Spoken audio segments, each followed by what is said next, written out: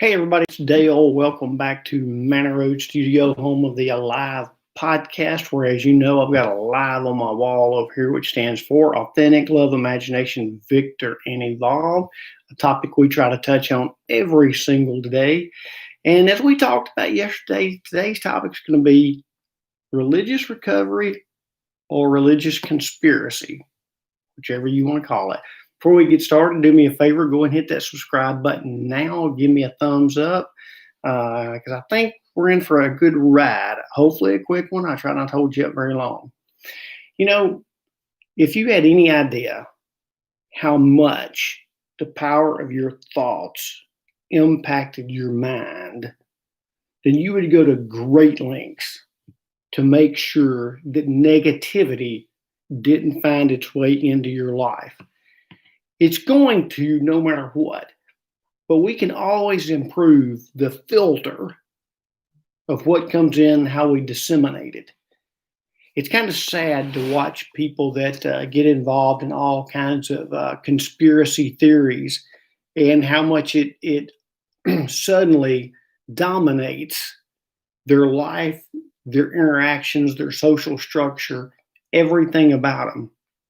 You know, here lately, we've seen with the election of 2020, all the conspiracy theories you could ever imagine, either direction you want to go, either direction you want to lean, state to state, county to county, national, it doesn't matter. Everybody has got their own thoughts about what the truth supposedly is. The only thing that I feel pretty confident saying is that none of us know what the hell the truth is. You know, when it comes to listening to mainstream media, everybody leans things toward their ideology. They may report on something in an honest way, but leave out information that could give someone the opportunity to at least discern it, however they chose to do so. So if you're involved in what I would call a conspiracy theory right now, maybe the election did or didn't go your way, I would ask you this: do not let it dominate your life. Keep supercharging yourself, moving forward. Don't stand still or move backwards, and don't get caught up in a fight that's not yours. Now, I know a lot of you will have something to say about that because there's some people that's so, what would I say, politically in tuned that any thought anybody else has against theirs absolutely, positively has to be wrong. As you know, it's destroyed friendships, relationships, work relationships. It destroys everything. And the great thing about our human mind is if we give it proper information, it has the opportunity to decide what's false and what's true. The main thing is you got to do is dig for information. Now, on the religious front, this is one that has been near and dear to me for quite a few years. Some of you that know much about my story know that I was raised probably until I was 10 in a pretty strong Church of Christ family. I mean, I wouldn't say we were, 100% at church every Sunday, Sunday night, Wednesday, or anything like that. But the doctrine that my family pretty much followed would have been from my paternal side, and that would have been a Church of Christ theology. Nothing wrong with it. I'm not here to bash anybody. And then as I grew up, my dad had a car wreck in 1972, and he was in a coma for 4 years before he died. And during that time, there was very, very little church involved in my life. I guess really not any. And then as I grew into my later teen years and young adulthood, got married, had a family, we looked around for a church to belong to. And I think we looked for a church to belong to more on the social network of it than the theological side of it. Now, I've always been what I call a deep thinker. I love to learn. and I love learning things historically. So church history, Latin, and all that was fascinating to me. So even though I wouldn't say I got caught up in the religious aspect of it, I still enjoyed the learning side of it. But one thing I remember, and I think my daughter was probably 2 or 3 years old, and we were going to this particular church. I'm not going to name names here. But the one thing that turned me off was walking in the door that day. The preacher was outside greeting people, and he said, "Hey, Dale," he said, "are you going to join the church today?" And that kind of did it for me. And then I started studying, and I realized for a church to survive, it's no different than a business. It has to have paying members to have all the things that it needs to have to create the social network that intrigues people to come in. Now, let that soak in just a minute. And then later in life, I went to the Catholic Church. The very first time I ever went, I fell in love with it. I really did. I love the structure of the Mass. I love the historicity of it. And I guess I really enjoyed the pro forma, or the rubrics of it, if you will.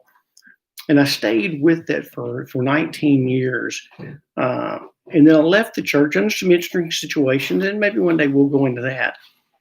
But looking back, I understood the country club aspect of church. And again, I'm saying looking back, the old saying hindsight is 2020. Well, I realized that when you're in the country club, you see a very skewed picture of the world.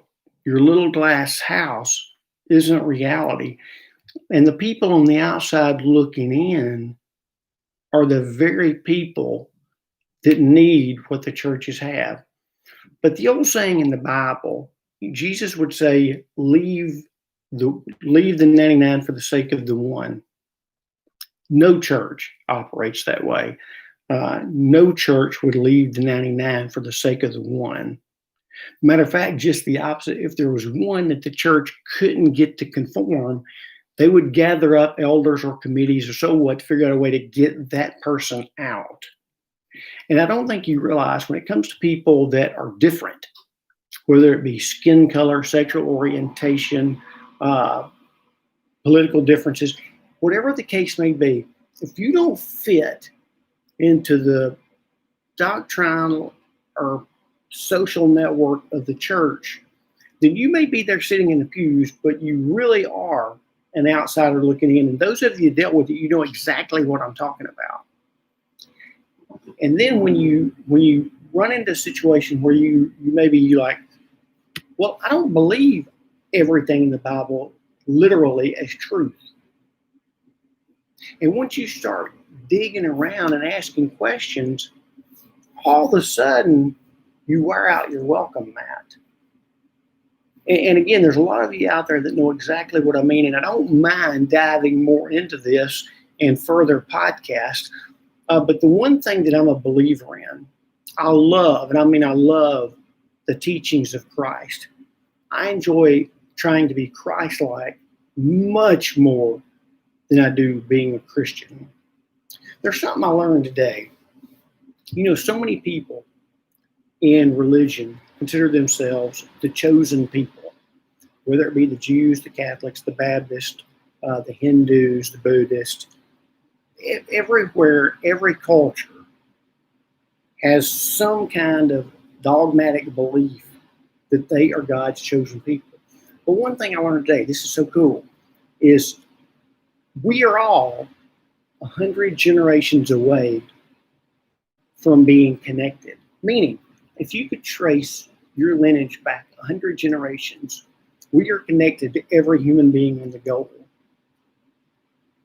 Now, to me, I would hope that means that we're all God's chosen people. And anybody that tries to say something different, I would invite them to study. And I'm not saying study the Bible. I'm saying study much more than the Bible.